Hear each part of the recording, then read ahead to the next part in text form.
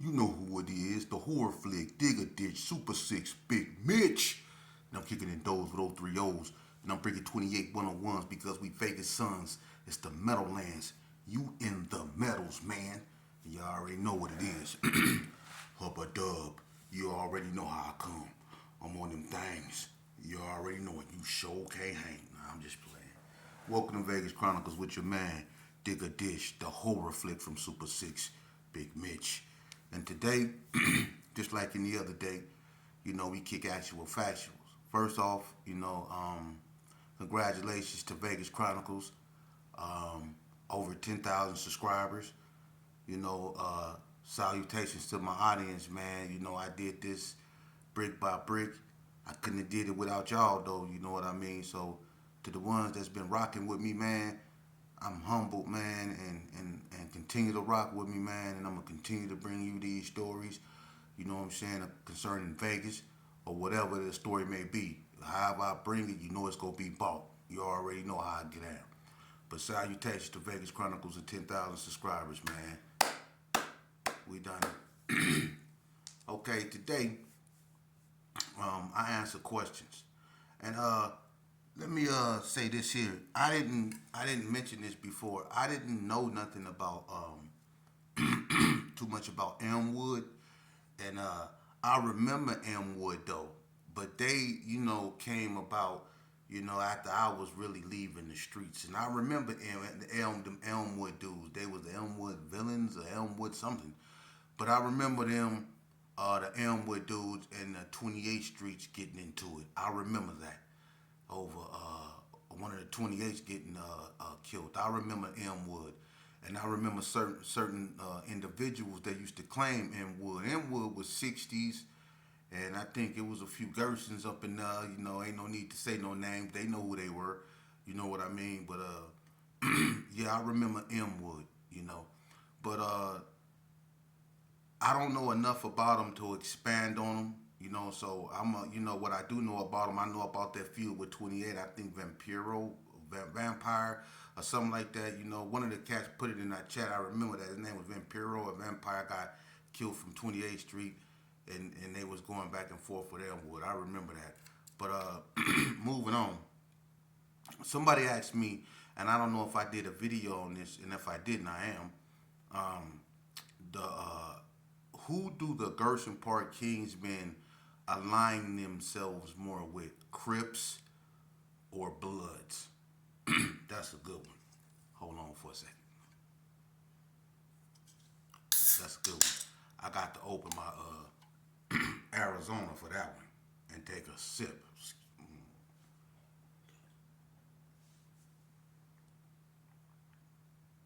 See, people go lie to you. I'm gonna tell you the truth. And this coming from somebody that actually participated. I went on the sideline with pom poms. I was actually out there, doing what I signed up to do. Okay, who the Gerson Park Kings men align themselves with more, Gersons? Bloods or Crips?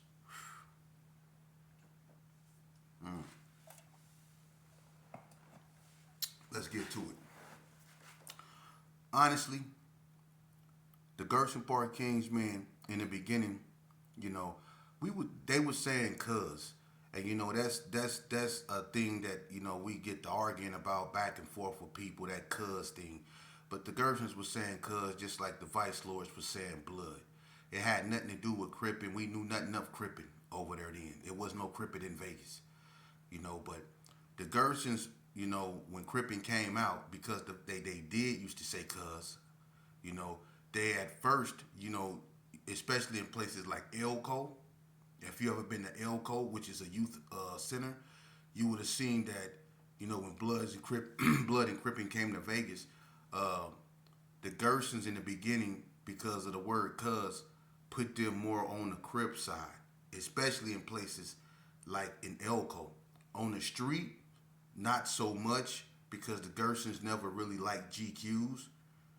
They got along with OGs, which was an old Crip gang back in the days, until the boy Serpo stole their guns and ran to Henderson. But they used to get along with like the OGs, and the Rolling 60s used to get along with the Gersons too. The Rolling 60s was on 40 block. And going over this, I'ma speak my mind. If people don't like it, you don't have to tune in to me. But I'm not gonna alter the truth to appease you or make you feel, a certain way. If it's the truth, it's the truth. The Gersons did at one point get along with the Rolling 60s. They was on 40 block. A lot of 40 blocks, used to be 60s. The leader, and I'm not trying to put nobody on blast. History is history. Buzzo, Bob Green from 40 block was a 60. We all know that. Joe Cooley was a 60. They was 60s on the block. Stabone. He named out the big Stabone from 40 block, named out the big Stabone from Rolling 60s. They was 60s. So the Gersons got along with them. So the Gersons in the beginning leaned more toward the Crips in that fashion. They never liked GQs. Certain individual GQs was cool with Gersons, but GQs as a whole, because there was different factions of them back then. It was GQs in Northtown, Sydney Sioux, and then you had West Side GQs. And then you had like Bonanza Village Baby GQs. And then you had gangs that were GQ influenced but went by another name, like Undercover Crips. You see? But then you had other gangs like State Playboy Gangster Crips, and War Babies and stuff like that. West Coast Crips and stuff like that. Vegas was a Crip state. You really didn't have no Bloods until the hood came about. And the hood came about in the north. But on the west side, it was all Crip, all Cuz, until the PBs came out. And then that's when things started to change. So the Gersons naturally was more leaning toward the Crips. But as time went on, things changed. The Gersons never really considered themselves Crips or Bloods, but like in places in Elko, like I said in the beginning, they aligned themselves with Crips. I was in Elko back in '80. I went to Elko in '86. So I was in Elko, and I used to ride with dudes that said "Cuz," and it was dudes up there like Bo Dollars, and Cookie from GQ, Ralph MacGyver, Bobby Bailey. You know what I mean? It was so many different dudes. Milo Thomas. It was a Romeo, Spike. It was a gang of different dudes. Up there, and we all rolled together. Monster Poop, Mark Walker, all us. We all rolled together. Because we all said "Cuz." And we went against people like Fat Dad, Rodney T, Milo from, and Lonnie Lee, Ronnie Penny, you know what I mean? These B-Dogs, Lil Dave, you know what I mean? Emery Gary and his brother, Spanky P, you know what I mean? It was a lot of Bloods up there, Boo Rock, Scarface, you know what I mean? It was a gang of Bloods up there.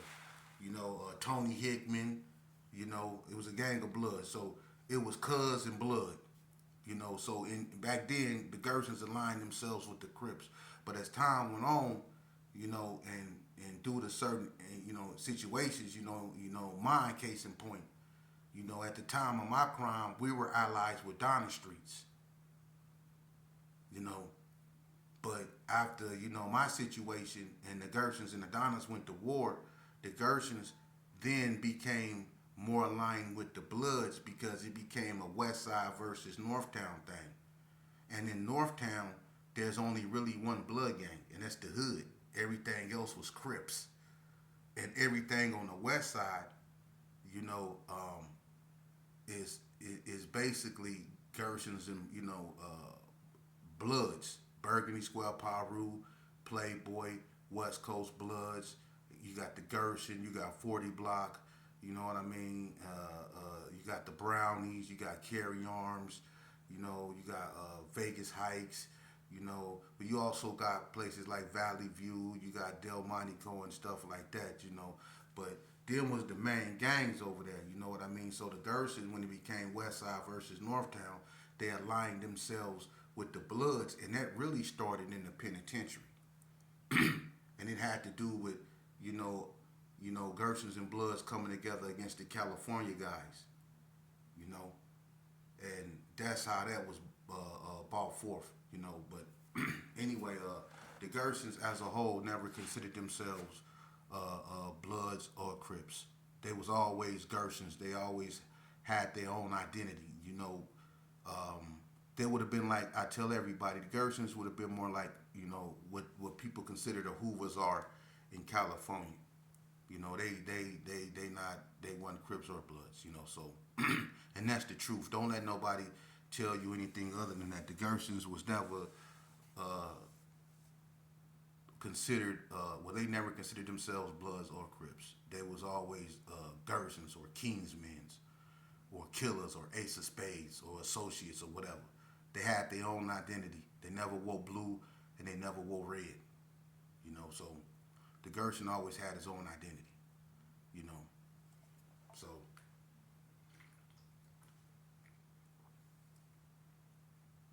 and let's put this to bed once and for all. Let's put this to bed. Now we finna get to the good part. Let's end this. All right. Now this gonna make people mad, and I don't care how people. I was there when it wasn't nothing. You can't tell me my father started this, so we finna end this, cause there's people out here lying, you know, talking about what they started and how. No, look, it started with my, and this gonna be the last time I talk about this. I'm done after this. I'm talking about this. It started with my father, associates. Okay? And that was really the formation of gangs, the associates. You had the Byron Boys and you had the Funkadelics. It wasn't nothing. The Ace of Spades wasn't nowhere near around yet, right? Then you had the Ace of Spades. The Ace of Spades was started by Junebug and Pookie Red. That's hands down. Some people say Junebug started. Some people say Pookie Red. I give it to both of them. They was the first two.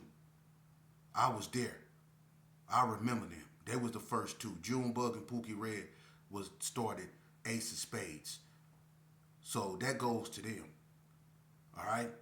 So when you got, but then you also got GPK. See, Ace of Spades don't have nothing to do with GPK. GPK came out the Ace of Spades. Okay? The GPKs was Gus them. So you had my father, you had Pookie Red them, then you had the GPKs, which were the Gerson Park Killers. See, that's Gus them. Lobo, Gus, Skinny Kenny, all them. The Graves, that's them. Then you had the Gerson Park Kings men's. See, that's GPK too. Gus was in the penitentiary when the Kingsmen's came out. The Kingsmen's was a basketball team. Real history. If you went in the boys club, see, I'm a brick baby. I'm really from over there. If you went in the boys club, it had on the wall in the boys club, and anybody know this that ever been in the boys club, it had on the wall, home of the Gerson Park Kings men. And then on the other side, it had a mind is a terrible thing to waste. It had those writings on the wall, but it had home of the Gerson Park Kings men. That was the name of the basketball team in the Gerson, the Kings men's. Real spill. I'm giving you real history. K-Down. When we used to say K-Down, that simply come from when we used to leave each other, people used to say, stay down. All right, homie, stay down. We just put the K on it and start saying, all right, homie, K down. That's it. That's real history for you. The Donna Streets. And they came, and look, when they started locking C's, the Donna Streets, the C shake, they got that from us. We watched Donna Street form. We was locking K's first and putting love behind it. We was saying K Love. We said two phrases. It was K Down and it was K Love. Right? Before Donna even came out, we was saying K Down and we was saying K Love. Especially after L got killed, we was saying K Love. When Donna came out, Donna got they C shakes because Donna was still doing this, and then they started throwing C's like this, and then they widen it. Because when you widen it like that, you spell DSC. You spell DSC. When you widen it like that, you spell DSC. You see it, DSC. Alright? When you do this right here. But when they start giving the shake, they start doing that because they seen us doing that. We start giving them the shake. And they got the love after they homeboy got killed. Boo Boo. They got boo love from us when we was saying K Love. They was saying boo love. Because we used to say L's up, K's down. Or K Love. And they used to go boo love. When we used to party with them, we used to holler that. We used to put L's down. And they started putting C's. Because if they spelled boo love with their 40, it'd be gone. They start putting C's. We used to put L's down. They got all that from us, and I put that on everything I love. The Donnas was not C shaking until they seen us K shaking. That's real history. Because some of the founding Donnas came from the Gerson. That's why the Gersons and the Donnas was cool. I said this in my other video. We watched them form when it was just a handful of them. See? The real Donnas. The first Donnas uniform was blue khakis, blue Nikes, Dodgers jerseys, and Dodgers caps. That's how you knew the Donnas. And they was the first ones that had Cadillacs jacked up in the back. That's how you knew a Donna Street. They was really into cars. People like C-Rod, Hot Rod, Pharrell, all them dudes, they was Tyrone Daughtery. All them dudes was really into cars. But when they started locking their C's, they got that from us, the Gersons, when they was locking K's. I swear to God.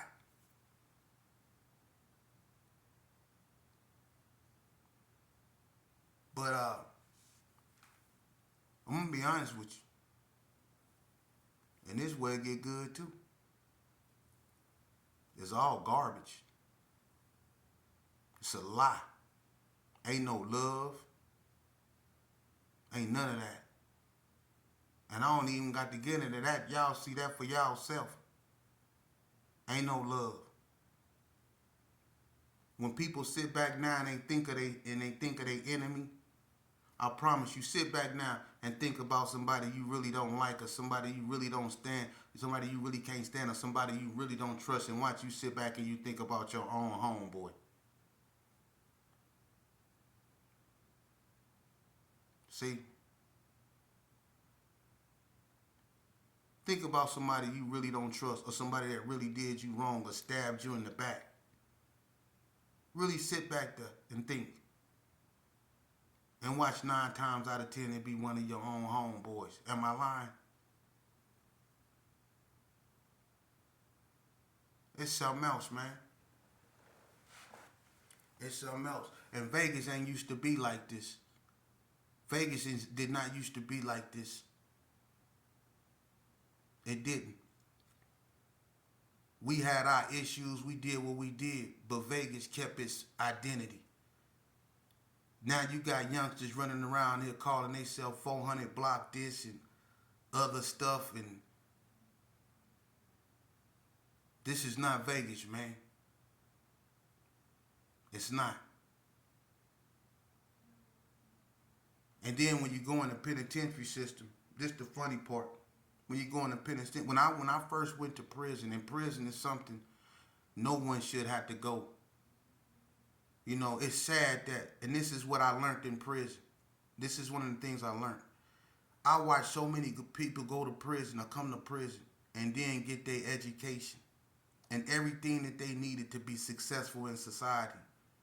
You know, and it's sad. I mean, I'm happy they got it, but you had to come to prison to be normalized, to be civilized, just to be let back out into society.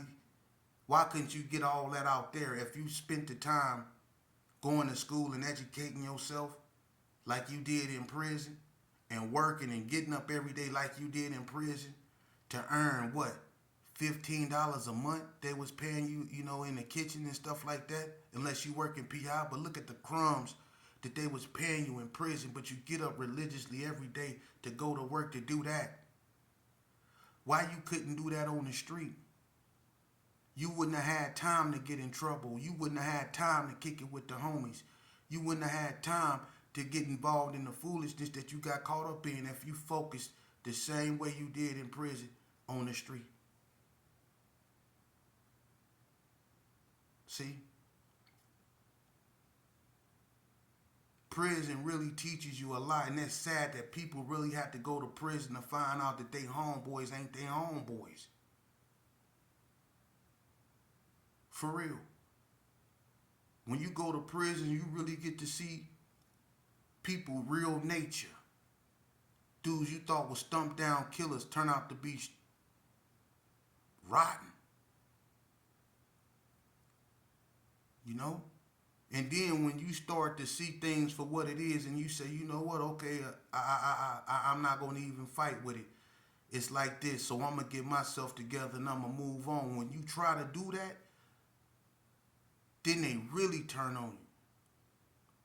And if you start looking like you about to succeed in doing that, they try to backdoor you. They try to take what you want. They try to take what you have because they don't want you to have it.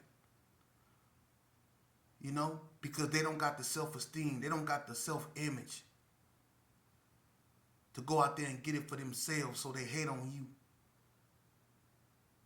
They try to slander your name. Yeah, try to get into it with you. All that. I salute anybody, any youngster, or anyone that ever manned up and said, you know what, this ain't for me. What I'm going to do is, if I got kids, I'm going to go take care of them. If I need a job, I'm going to go get one. I'm going to take responsibility for myself, and I'm going to go out there and I'm going to give myself a chance to succeed in society. I'm going to get away from this crowd. That's our problem. We follow crowds. People scared to stand on their own 2 feet and be themselves. And we need more people to preach that on how to stand on your own and be your own man. And not worry about what other people say, because that's the problem. We so worried about what other people think. We not worried about what we think and how we feel. We get so distracted about other things when you should be focused on you and where you trying to go, man.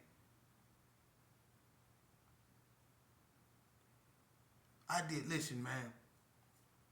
I'm telling you the honest to God truth. I did 20 years in prison, man. For real. I did 20 years in prison. And I done seen some of these so-called hardcore gangbangers. I done seen them go work with the investigator. I done see them lay up with other men. I done see them do some of the most horrific, disgusting, subhuman things you can think of in that time span.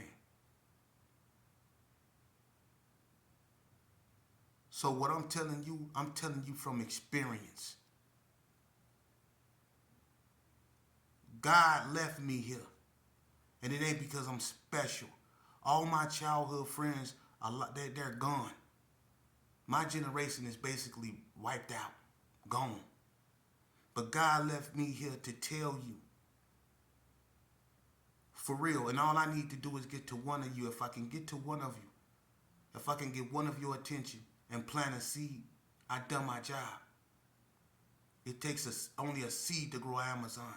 So if I can plant just one seed in one of you youngsters, man, I done my job. It's not enough OGs out here. They want to stay. They want to stay relevant. There's a lot of dudes in their 50s with great ear hair on here talking about pull up, or they got paperwork and on the phone arguing. But if they spent that time focusing on their children or being in their children's lives, the crime rate will go down by at least 70%.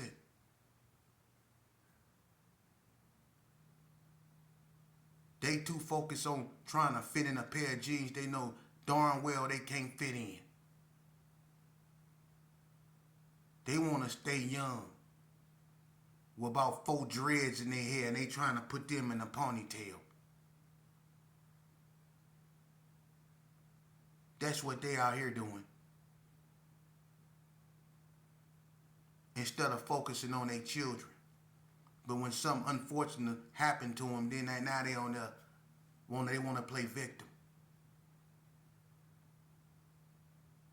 When I bring you Vegas Chronicles, man, it's not simply about Vegas, man. I'm bringing you life.